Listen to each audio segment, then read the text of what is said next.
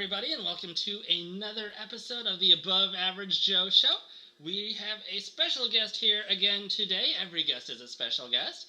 But this week we have a savior from The Walking Dead that is going to be speaking with us. He's also worked on Powers and Allegiant, Vampire Diaries, Hindsight, Halt and Catch Fire, amongst other projects.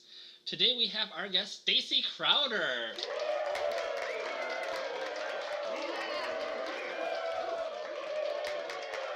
Thank you, everybody. Can I call you Joe, or do I have to call you Above Average, or Master, or AAJ? Savior. Savior. Brother. Savior Brothers. Savior Brother. Family. Both have been saviors. Family. Both have been family. A lot in common. Oh, for those of you listening, I am your host, Joe.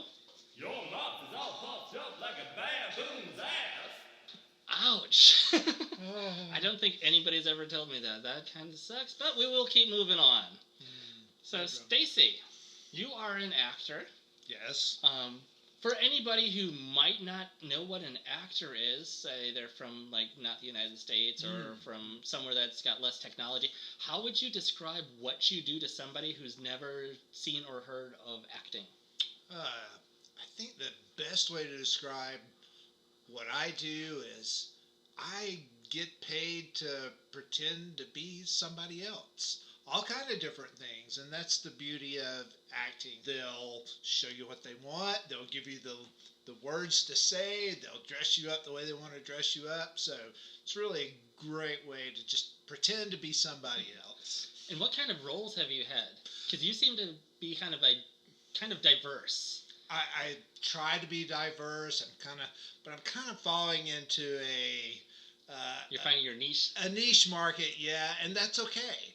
I'm a little bit older to basically just be getting into this game. I've only been in it a few years, and I have gravitated toward playing bad guys, and that's really fun. It's really fun to be the bad guy.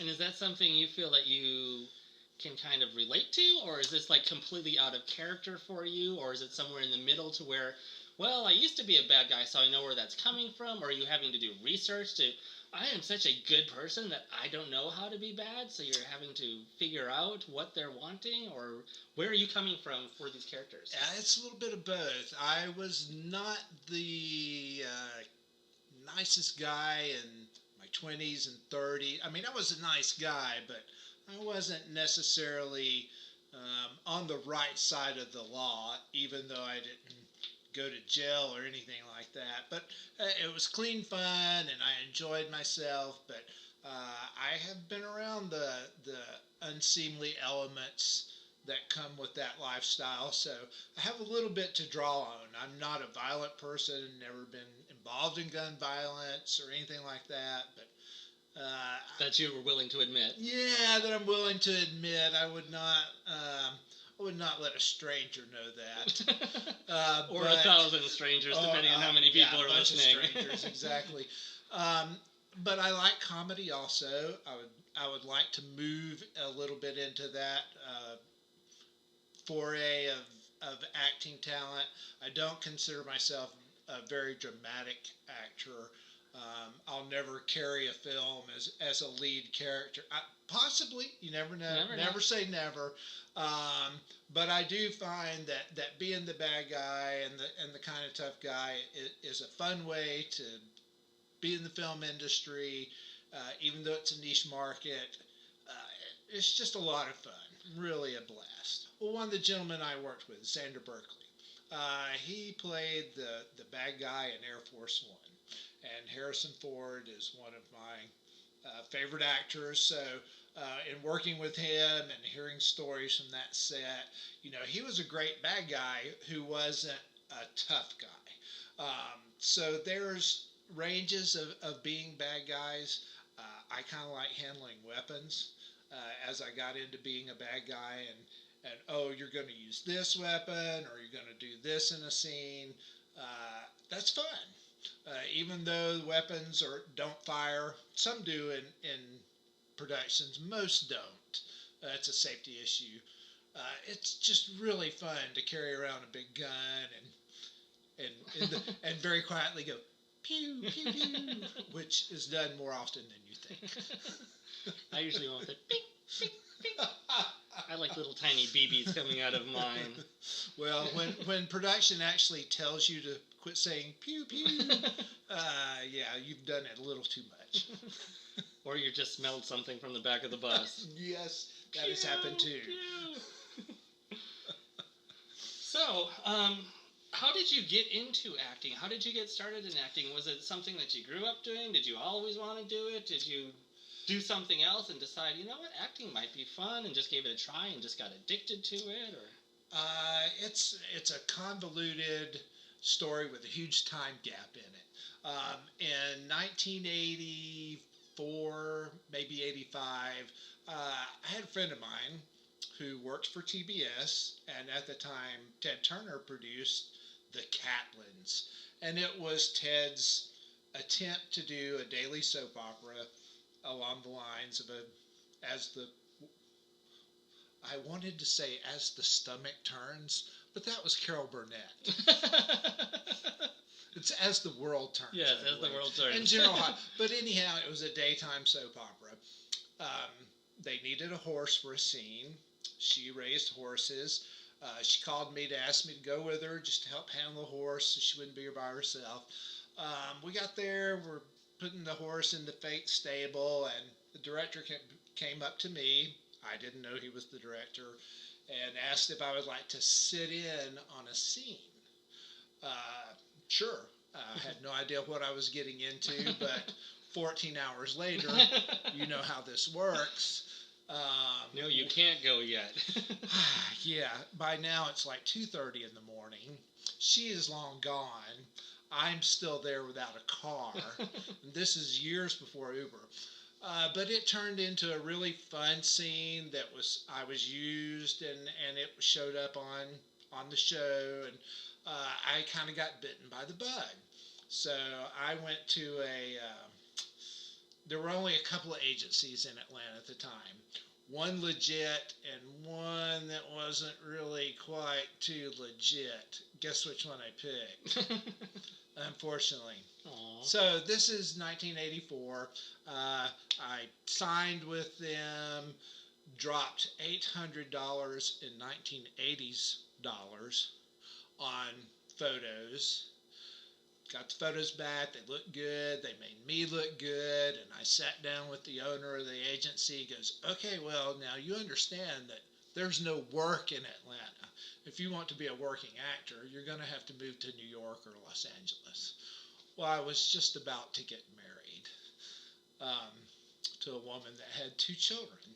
And she didn't want to move to LA? I couldn't ask her to pick up from her home and move on a whim because I thought I could do something. So I tabled it.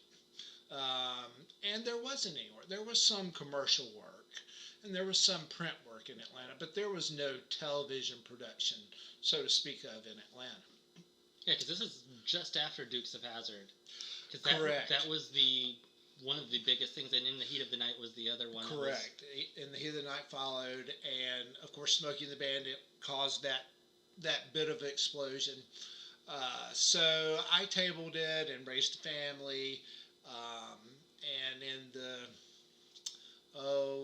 early 2000s, I went through a divorce, and in the process of that, I took custody of my son and spent the rest of the next 10 years raising him and focusing only on that. One day I got hurt on the job. So as I settled my case with that work, I didn't get the type of money that I had hoped for. So now I'm anticipating a certain dollar amount. I don't get that dollar amount. Now it's going to be 3-4 years before I can get in front of a disability judge. I need to work, but I can't work. So I had a moment and really let the tears flow. How am I going to survive? And after that cry, I turned on the television, and one of our local affiliates here in Atlanta was running their Wednesday casting thing, which I didn't even know they did. because I had never been home during lunch. And the first thing he said is, "Oh, ECA casting needs big redneck guys." Hey, I'm a big guy. I'm a redneck. Okay. I figured, can't hurt. 10 minutes later, my phone rang. He explained how it all worked and where I would need to go, and even booked me with my car, which was an additional pay. So, from an extreme low to an extreme high, the next night I was working on a show called Rectify, which is on the Sundance Channel. Yep. And I actually worked. We were there probably 2 hours, and this real nice lady walked in, which I don't know she's the AD. It's my first day, and I'm just kind of sitting in a corner because I don't know anybody. I don't know what's going on. I have no clue. I had sat through breakfast and not eaten anything because I didn't think we were allowed to eat that catered food. I had no idea. I was the same way. My first couple sets is like, is the food free? Are they going to charge me for it later? Does it come out of my paycheck? She walks in, she's looking around. There's about 30 of us for this call, and she looks at me and she goes, "You look like a drug dealer." And I went, "Thank you." "What a coincidence. I used to be a drug dealer." And she goes, "You're hilarious. You're exactly what I need." So she took me inside, and I worked the opening scene of that night for four and a half hours with the main characters. So that kind of started the whole ball rolling. As we finished up that night, she pulled me aside and she goes, "Can I give you some advice? And, don't let it go to your head." And I said, "Oh, yes, ma'am. This is my first day. I have no idea what I'm doing. So please help me out." She was the one that told me to grow my hair out, grow my beard out, and lean toward playing a bad guy. There's plenty of younger guys that look that way, but when they put out casting calls for rough guys, bad guys, there just weren't any older guys. Most of the guys my age, over 50, they're clean cut, it's just the way it is. And so the way she explained it to me is there are plenty of guys to play doctors and lawyers and judges, those types of conservative roles, but when the calls go out for rough-looking guys, there just weren't that many older guys. So I took that to heart and did start growing my hair out, and it pushed me into a niche market, but I like it. It's fun. I enjoy it. And one of the things, too, that I learned when I was going through acting and taking classes and stuff is you have to know your character. So when you find out, well, people just looking at me think I'm the bad guy, those are the roles that you want to go after. Because if you have that bad guy look and you try to be, I don't know, the nerd or the priest, it just doesn't work and you're not going to get those roles because you just don't look like it. Absolutely. And this job is 80% how you look. Absolutely. And the other 20%, as long as you can act sometimes. And sometimes even overact. I've been told by directors on occasion that they liked my reaction or whatever I was doing, but to pull it back just a little bit and not be so animated or whatnot.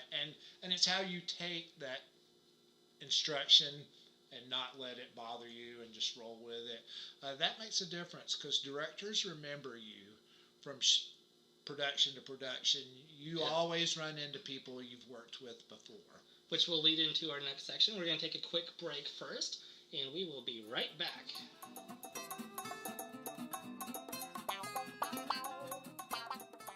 This episode brought to you by Giant's Milk. Giant's Milk. It's the only milk with gigantic results.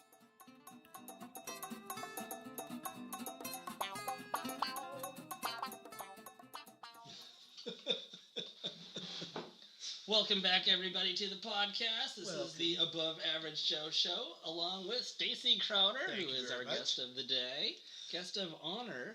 And we have actually worked on several projects together. We've worked on Insurgent together. I think we worked on Allegiant together also. We worked on Hindsight together. Oh, I'd forgotten about that. Yeah. And Powers. Very little show, that was actually very entertaining if you could find it anywhere. It was a great show. I think it was a little ahead of its time. What is the premise? Explain the premise, because most people probably will not know and will get it confused with the Powers that is currently on television. Right. I noticed that when I first looked up what it was. Powers, the series, is based on a is based on a comic by Michael Bendis. He uses his middle name, but I can never. Michael Bendis. I think it was a little bit ahead of its time. It was a futuristic story where people had superpowers.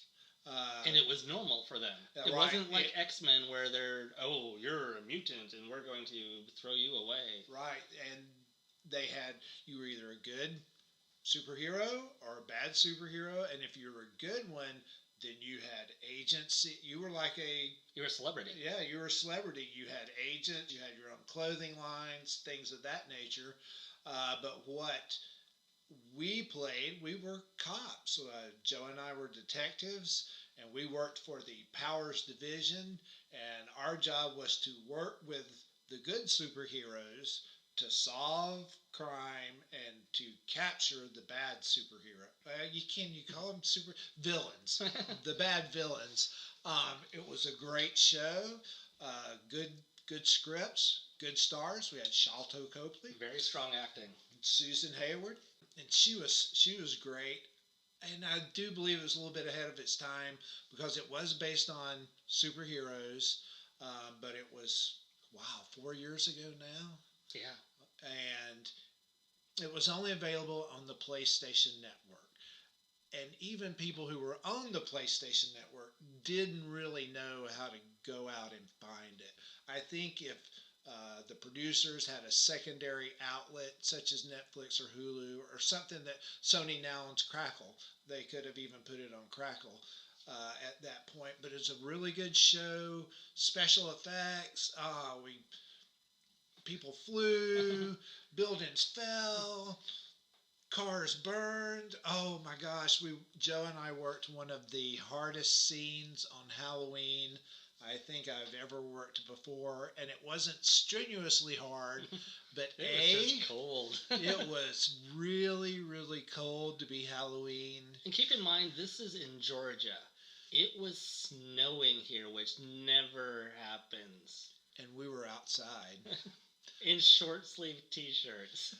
And we had cars on fire and fire trucks. And at one point, Joe and I are standing out next to a burning car, and we're in our little trying to stay warm, standing as close to the burning car as possible. And we looked up, and what is that apparatus called? I know on cranes they're called fly swatters. Okay. It was a giant canvas to basically keep us from getting wet. And it had lining on it. Joe and I look up, and it's swinging violently in the wind. And there's only two people under that apparatus at the moment, me and Joe. So, are we supposed to be here? Are we supposed to stay here? I don't know. I'm not getting wet. I'm not moving till somebody says something. But really great actors. Eddie Izzard was in it. Got to meet him. He was the villain. There was just so many great He was probably my favorite out of all of them, except for the girl from High School Musical. Olacia Rulin, I think is her name. Oh, yeah. I loved her in High School Musical. She was actually my favorite character from High School Musical. So when I found out that she was on set, at first I didn't recognize her. Because this was like 6 years after High School Musical was over. But I was like, I'd seen that face before. And I thought I had met her on set somewhere. I was like, oh, maybe we hung out some night on set doing some film. But then I looked up on IMDb, found out she was from High School Musical. I was like, oh, that's who she is. That's probably why I recognized her vaguely, but didn't put two and two together because my son, I won't give away his age, but that was one of the things he loved is High School Musical. And of course, I was forced to watch it, but wasn't that much into it. But something about her kept ringing in my head that she looked familiar also. Special guests. We had some really cool special guests on that show. And I really do think if it was filmed today, that it would do a little better and have a little bit longer run, because Sony, and now that Sony owns Crackle, I don't know if they have put powers onto it, but I think it would be a good thing. But Michael Bendis is going to lead. Um, there's some new movie coming out that he's going to be in charge of. So I don't know if he would actually come back. He came back for the second season, which I worked, but not quite as much as the first season. And he was there for every episode. He was in and out the first year when we were there. He was there for every episode. Yeah. And I didn't get to work with Michael Madsen in that second season. He played the best superhero ever who had gone into retirement. I was really upset that I didn't get to work with him a day. But everything else, Susan Hayward, she was so sweet to me. Yeah. That was the first time I'd ever heard the phrase a core person. Joe was a core detective, and I was a secondary. But Joe also did double duty on that show too. He was casting and acting, so Joe had no sleep during that series. Well, let's go ahead and take another quick break, and we will be right back with some more of Stacy.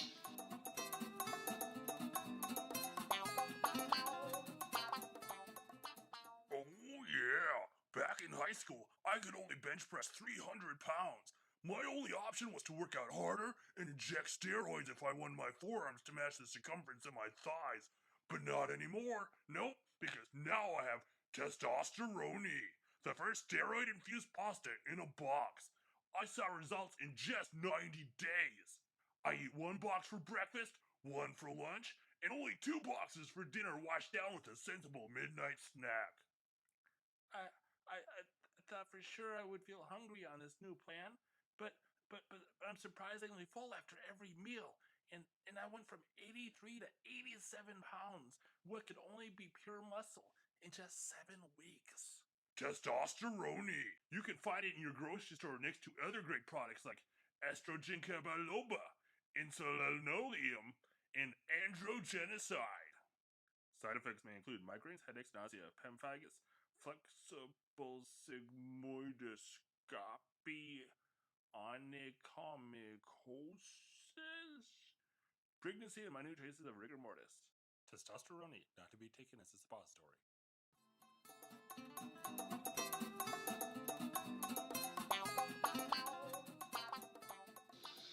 Welcome back, everybody. We are still here with Stacy Crowder as our wonderful, talented guest. Oh, thanks so much. And Stacy has done quite a bit of time and got quite a bit of face time on a tiny little show that they filmed here in Sonoya, Georgia, which is in the middle of nowhere.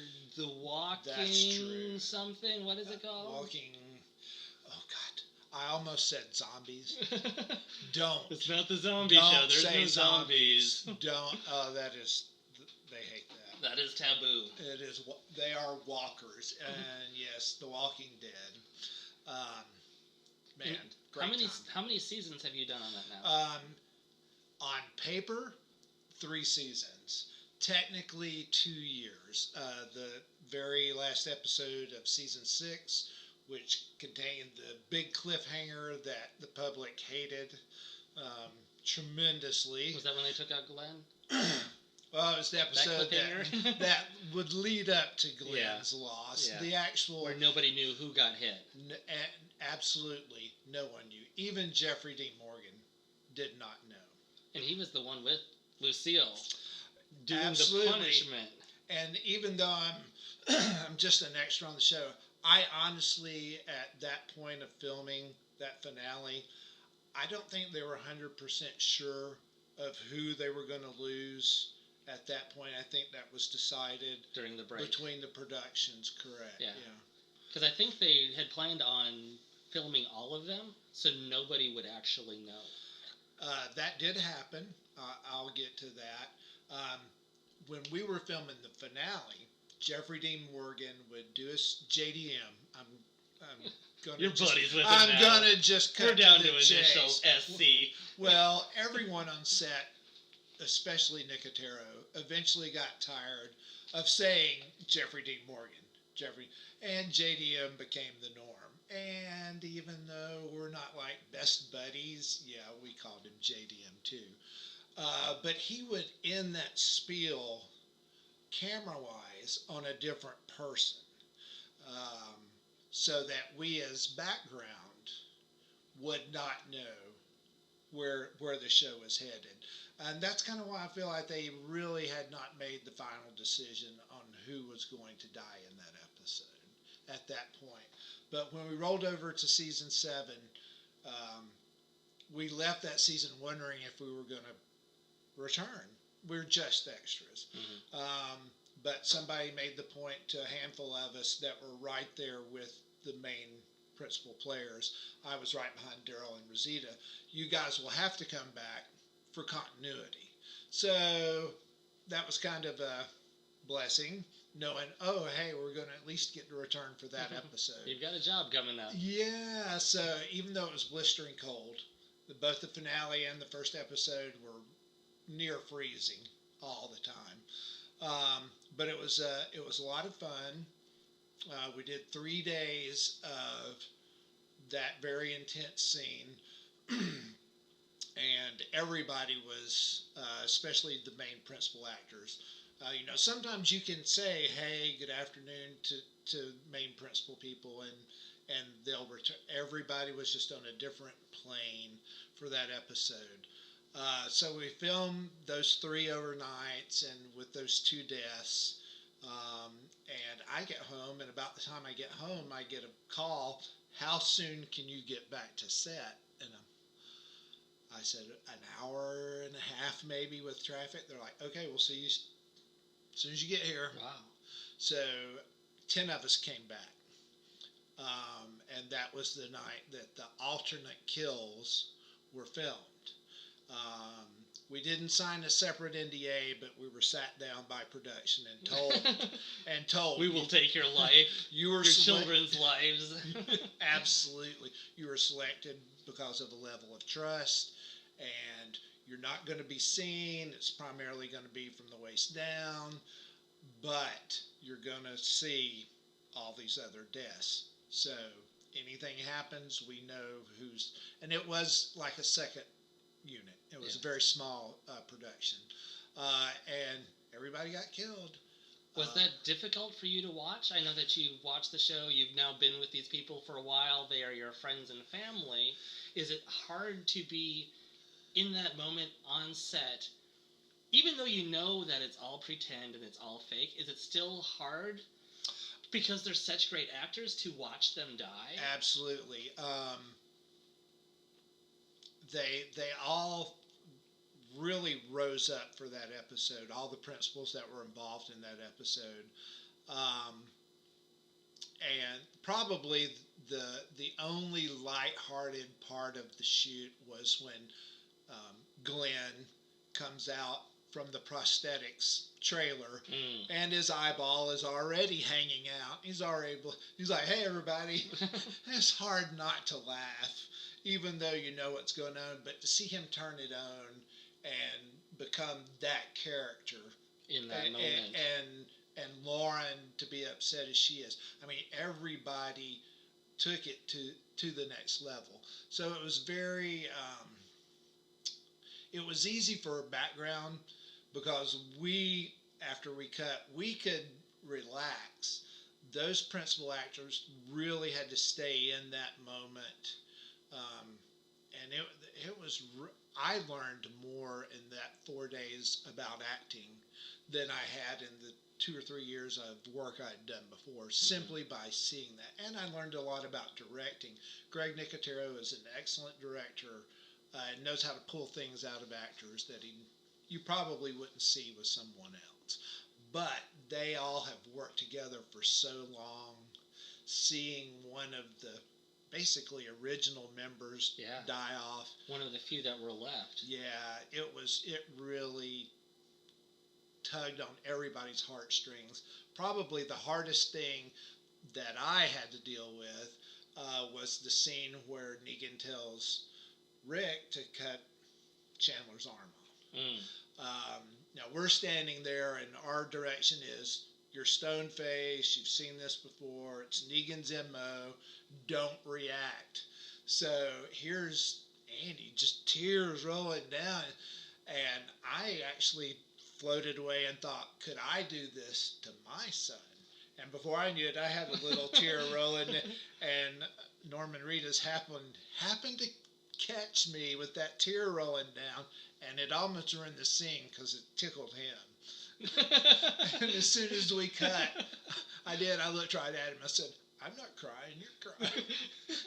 So there was a lighthearted moment. We got a little laugh from that.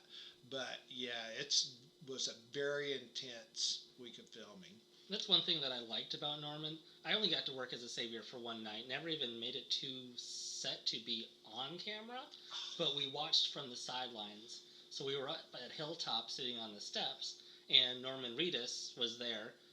I don't even know if he did anything that night. He was just hanging out.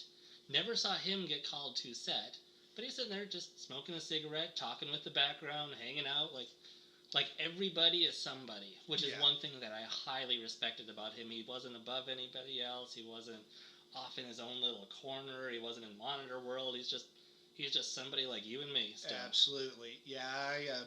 I interacted with him several times over the 3 seasons that I did. He's just a regular guy. He'll laugh with you. He'll cut you dirty looks occasionally. I made a comment one time about Austin Melio, that Norman's bite was growing on him, and watch out for that vest. Didn't know that Norman was standing right beside me at the time, and Norman's like, oh, really? And I was like, oh, I probably shouldn't have said that.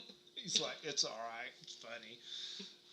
But no, they all are. It's really amazing that they're all real down-to-earth people. And almost, well, I do want to say all of them appreciate background actors and what they do. You know, we filmed several scenes with 200 and 300 people. That's a lot of logistics. Yeah. And for them to, if you got knocked down, for Andy to reach his hand down and help you get up off the ground, that type of thing. It's really a good family-oriented atmosphere, and that was one of the things that I hated about leaving the show is you do develop friendships and you do develop connections with people, especially the saviors you work with all the time. It's a little bit of a I can't think of the word other than just family atmosphere. I really grew attached to it. And you met a demise at the end of it all, to where it was. It wasn't a happy ending for you. Wasn't really what I had hoped for. I mean, hey, we would all love to still be filming, but episode 13 of the 8th season, I had been captured, and I knew as part of that group being captured was not going to be a good sign. This was episode 1 of the season. Either we're going to escape or we're going to get killed, one or the other. So episode 13 was my demise, and I'm headed for the first day of filming, and it's an overnight shoot, and I'm not thinking anything about it. And I get relatively close to Sonoya, and I get a text, and I look at my phone. This was before it was illegal to look at your phone.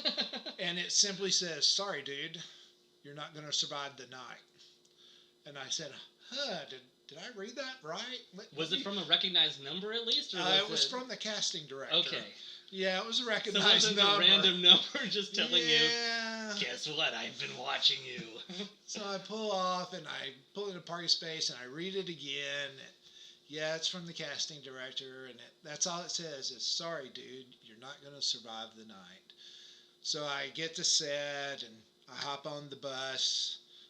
Most times when you're shooting with our group, there were 30 to 40 of us in the cage. So they have a people mover. For those of you who don't know, that's like a 20-person bus. So the driver, I'm telling him, I'm like, it's my last night. They're going to kill me off. Oh, no, they're going to kill you. Oh. I go to wardrobe, and I'm talking to them. I'm like, I'm going to miss you guys. Thanks for being so nice. They're like, oh, it's you who's done. Oh, you can't have your jacket. And I'm like, wait, you've made me wear this jacket for 3 years in blazing hot sun. It's 11. Everybody's going to know something's up. They're like, oh, you can't get blood on it. And I'm like, I'm going to get bloody. Oh, interesting. Okay. So I go and I'm getting some coffee from catering. I'm telling the caterers goodbye. And they're like, oh, we'll cook you something special. And I'm like, oh, that's cool, but no, don't do that. And about that time, one of the ADs walks up to me and pulls me aside and he goes, what the hell are you doing? And I'm like, I got my text that I'm dying tonight. He's like, yeah, you're dying tonight, but you know we shoot out of order. You got to come back for 4 more days and film. And I'm like, oh. He goes, you should have figured that out. And I'm like, no, okay. So after thoroughly embarrassing myself, yes, I did die night 1, but came back 3 more nights and filmed the prelude to all that. So it was a great episode. Xander Berkeley found out I was dying. He didn't know it was me, and we had worked the whole summer in the cage together. So he's like, oh, wow, we need to take a selfie together. Well, everybody on the balcony is in the selfie. And it's a great picture by Xander, and the night of my death, he tweeted the photo out. And he's been really a great guy. I've run into him at 2 or 3 of the cons, and he always speaks to me. We'll always take 10, 15 minutes to talk and reflect. And hopefully, again, somewhere down the road, I'll get to work with him.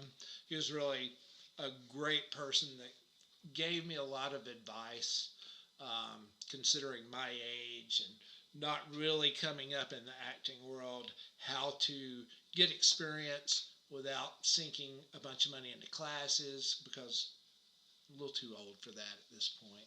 So there's a lot of good advice he gave me to expand on my acting career without really killing myself about trying to meet all these criteria that most directors ask for. And did you get to die on screen? Yes, I did. It was an on-screen death. Where can people see you? Well, if you have season 8 on DVD or Blu-ray, it is episode 13. If not, I believe it's on Netflix already. And you can, they always run marathons on Sunday. So you can always catch it then. But that's really the only places I know where you can actually see it. But like in the scene, what were you doing in the scene? Oh, in the scene. Sorry. Not where can I buy the DVD? Okay. Sorry, they teach us to do that. But if any of those places want to sponsor the podcast, I am more than open to it. That would be nice. The scene, it runs similar to this. On the balcony, Maggie is talking to Simon. We have some of your guys. He's like, we don't care. They're dead to us anyway. And they shoot tainted arrows into Hilltop. One of our people gets hit, but we don't know they're tainted, and she's just scratched. During the night, people start turning, and we're all looking out of our cage at the Hilltop, watching people yell and scream as she turns. She bites a gentleman to her right, and we all realize we have somebody in the cage that's turned, and as we react, she turns around and attacks me and basically tackles me, takes me to the ground, but it is an on-screen death. It's in plain view, but it's not a close-up. We did film some close-up work. But with editing, as we know, listeners might not know, they cut a lot out. They really do, and that's one of the things that people go, oh, you should tell us when you're going to be on. Well, it never fails. You never know. Tell somebody that you're going to be on, you're not seen. I would rather wait till after the fact and go, hey, I was on, because you know as well as I know, you'll be in 100 scenes, you'll never be seen once. Yeah. It's all up to editing, and you just never know. Even certain things that I saw filmed, on various shows that you go, oh, that's going to look great on film, and then you don't see it in the final product. It is really amazing how much stuff does not make it to screen. Yeah. It's amazing. Especially with Walking Dead, knowing a bunch of people that have worked on it, knowing one of the DPs that worked on it, having friends that have been walkers that have worked in Woodbury, that have worked in Alexandria and Hilltop, there is so much that gets cut out from that show because they typically will film about 2 hours worth of scenes, and then they have to get it down to under an hour because of AMC. Even with the finales, for some reason, AMC does not let them do the full 2 hours. I'm really am surprised since it's their number one show that they don't. Now, they will allow longer running episodes here and there. Yeah, but slightly longer. Yeah, I am really surprised in these big finales and things of that nature that they don't allow a 2-hour episode. Yeah. It's just, it's not my money, not my network. Exactly. It's not my decision, although I wish it was. And with all of this that you've been doing on The Walking Dead, you've been able to do conventions, and you have a charity bash in May that's coming up. That's correct. The charity event is called the Camp Merrimack Charity Bash, and it is, excuse me, it's Memorial Day weekend on May the 24th, and it's all for charity. I'm sorry, I said May the 24th. May the 25th, and it's actually late afternoon into the evening. It's 4 to 11. It is put together by Oscar Rodriguez, who's one of the premier artists that do the conventions. They did something similar last year and had a really good turnout and not quite big enough space. So he moved the event to a place called Camp Merrimack, which is Merrimack Lake. It is in Sonoya, and it's a much bigger place. It's being run through Eventbrite, and the tickets are free. There's no charge to come. Wow. Then how is it a charity bash if they're not making any money? Well, almost, I don't know how many people. Most people, such as myself, are donating whatever they sell. Some people have, they'll be artists, vendors, principal actors from the show, background actors such as myself who have extended runs on the show. Peter Zimmerman, who is one of the Hilltop Guards, he's actually a recording artist. He's going to play a set. But there are a lot of things going on. Even though the tickets are free, there are some bundled tickets that come with some extra perks. One is the trivia night ticket, which is the night before. They're only selling 65 of these because it's at the Sonoya Cafe, limited space. But they're going to assign random teams, and various principals from the show will be the team captains. And all that money goes to the charities. There's also a ticket bundle, which includes your admission, food, selfie of your choice, priority line. I don't know how that will work. There's a lot of us there. I don't assume it's going to be like a convention where you're going to need gold and platinum member lines. So it's basically just a laid back event. All the income from those bundled tickets go to the charities, and the charities are a couple of really good ones. Backpack Buddies of Georgia, which non-perishable food, school supplies, all throughout Georgia, and the SAAG, Southern Animal Alliance Group. They will also be there, and they'll have a collection area if you want to bring pet toys, pet food, anything pet related. They'll be happy, or of course cash donations. They'll be happy to take your donation there at the event. Basically, it is really just set up for you to spend your money on what you want. So it'll be a little bit of everything. You're going to see a lot of artists there. The black and white guy, who is one of the outstanding pencil artists. Oscar is a tremendous, tremendous artist who does both comic book art and art from the show. So he has a little bit of both. Keychains, fobs, and we're also going to have a scavenger hunt. I really don't know what that entails, but I'm probably going to take part in that. I'm not sure if we're going to be hunting at the actual park where we're at, if it involves all of Sonoya. Not really sure. I'm excited about that. Is that a free-for-all or a team hunt? I couldn't find... No details yet. Okay. I couldn't find exact details. It just says, and a scavenger hunt, and of course, can't be The Walking Dead without a cosplay contest. So there'll be a lot of good stuff down there to really just enjoy your day. If you've never been to Sonoya, there are a ton of things to do down there. Nick and Norm's, free plug for them. Free plug for them. Food's delicious there. Oh, the food is great. We have some great sponsors for this. The Georgia Tour Company, Atlanta Movie Tours, Chris Twellman, who is German Abraham. He actually has a place down there in Sonoya for his photos and things of that nature.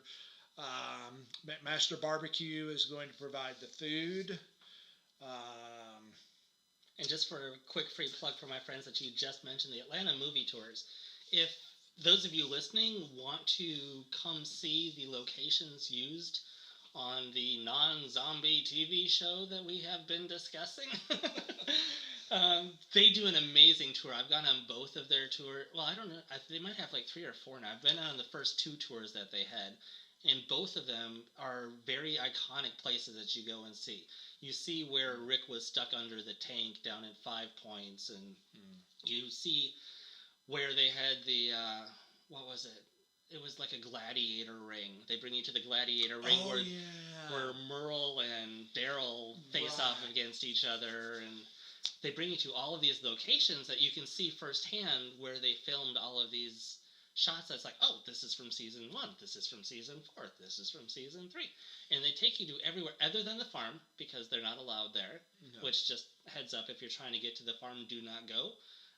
There are some very strict laws that are very enforced, so anybody listening, please do not even attempt to do that. Not worth it. No, totally not worth it. There's so many other places you can go and see, though, that they've been. You can see where the governor and Rick played chess together.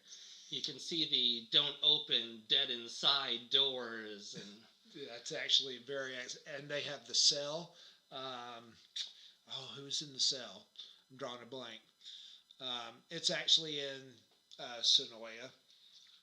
I remember the cell, and I can't remember the guy's name. I can't either. And the guy that had all of the spears, they bring you up to the room that he was staying in, and they show where the big axe would drop through the doorway if somebody entered through the door. Oh, yeah. All the graffiti that's up there. They had to redo the graffiti, though, which they took photos from the actual show and tried to repaint it as good as possible, because once the show was done, they went and painted it all back to a solid color. Oh. Because that's what they have to do by contract. Was put it back how they found it. Absolutely. And there are so many signs in Sonoya and Griffin and the surrounding areas that you will know if The Walking Dead is filming there soon, because they have bright yellow signs that say, "Do not mow." And having been a fan for the last, since it started, I've been a fan since day one, actually. Going down to Sonoya before they built Alexandria, and then going there after was such a huge change, to where all of a sudden there's this city with walls in the middle of their tiny little town. And people really live there. Yeah. We were on set one day in Alexandria, and a garage door started opening, and I was leaning against it, and it freaked me out, and we thought it just opened on its own, and there's a Mercedes in the condo garage, and here comes a lady getting into her car, and I have to go up to a PA, and I say, people actually live in here? He's like, oh Yeah, it's actual real estate. Several producers live there. And I'm like, so they don't mind us filming it all out? Oh, they don't really like it, but they're producers and making money, yeah, so they're they okay. need the money too. They're compensated well for it. Absolutely. Well, let's go ahead and take another quick break, and we will be right back with some more of Stacy.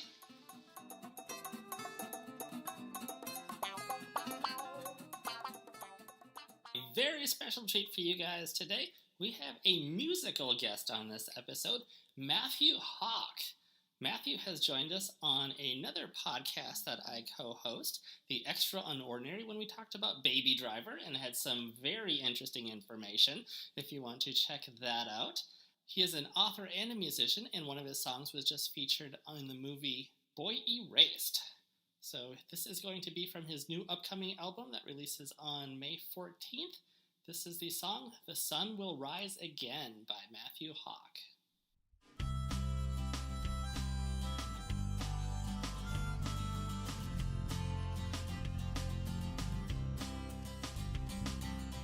As the darkness fills the sky, doubt and fear come with the night. We pray for a better day. If your world is crumbling, you can't seem to turn from sin, just pray. Help is on the way. Joy and love will come again. Have faith. The sun will rise again. Put your faith in God above, and He will fill you with His love. The sun will rise again. There is hope, there is joy, there is freedom in the Lord.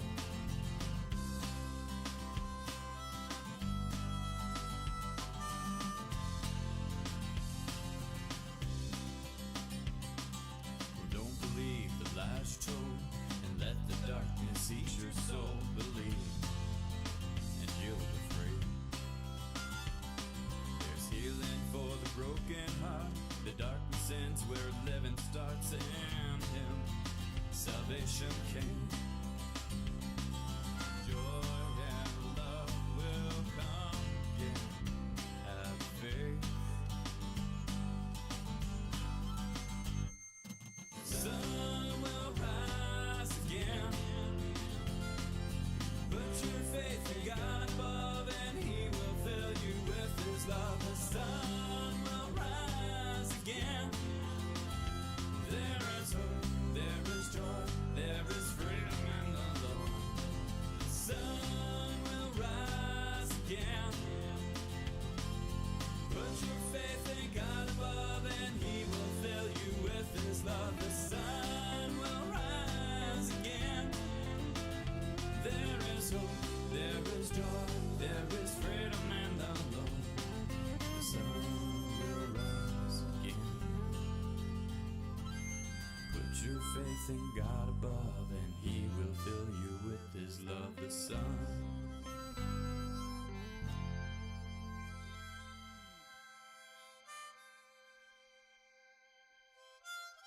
The sun will rise again.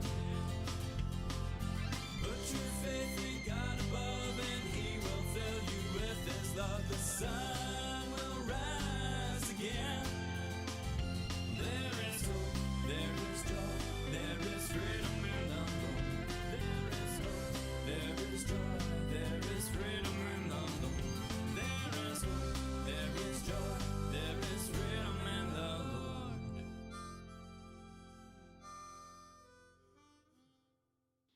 Thank you again for that, Matthew Hawk.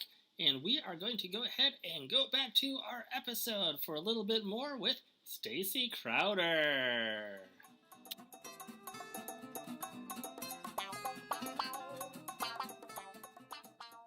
Welcome back, everybody, and we just want to give a quick shout out and thank you to Stacy once again for joining us and being thank our you, Joe, for special having me. guest. I appreciate you are it. Welcome, and thank you, listeners, for tuning in once again to the podcast.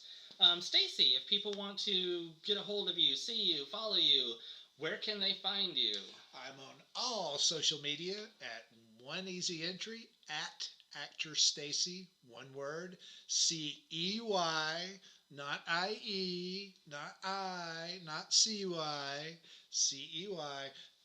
Twitter, Instagram, Facebook, all at actor Stacy. Cool, awesome. And I want to thank everybody once again for tuning in, and we will see you and hear from you next time.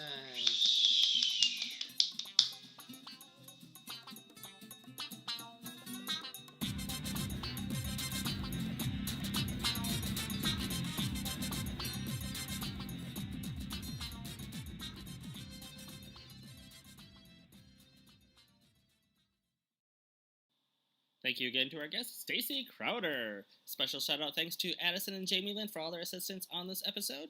The Above Average Joe Show was written and produced by me. The theme song composed and or arranged by yours truly. Be sure to check out our Facebook, Instagram, and Twitters.